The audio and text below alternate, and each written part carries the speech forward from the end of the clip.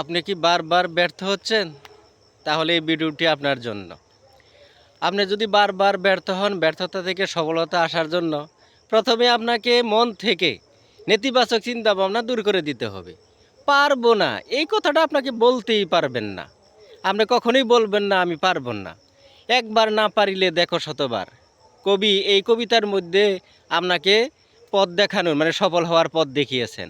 আপনি এই কবিতাটা ভালো করে পড়েন, পড়ে বোঝার চেষ্টা করেন, দেখবেন এখান থেকে আপনি সফলতা পেয়ে যাবেন। ব্যর্থ হওয়া সফল মানুষের গল্প পড়ুন। দেখেন যারা ব্যর্থ হয়েছিল তারা একসময় সফল হয়েছে। এই সফল মানুষগুলার ইতিহাস পড়ুন, এখান থেকে আপনি কাজ করার দ্বিগুণ শক্তি পেয়ে যাবেন।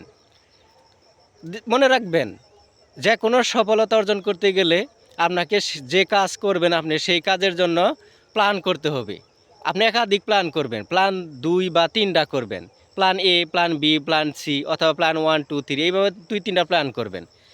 প্রথম প্ল্যান যদি ব্যর্থ হয় দ্বিতীয় প্ল্যান অনুসরণ করবেন। দ্বিতীয় প্ল্যানে যদি কাঙ্ক্ষিত ফলাফল না আসে তাহলে প্ল্যান 3 ধরবেন।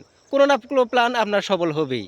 মনে রাখবেন, প্ল্যানবিহীন বা পরিকল্পনাবিহীন জীবন কখনোই সফলতা অর্জন করতে পারে না।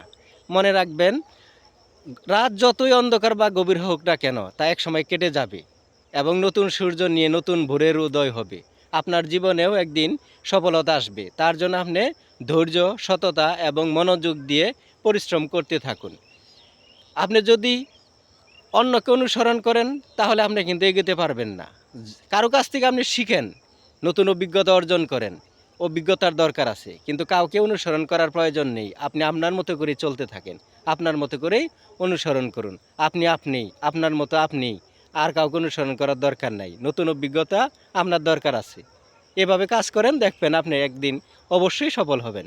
সফল হওয়ার জন্য আপনার প্রতি শুভকামনা রইল।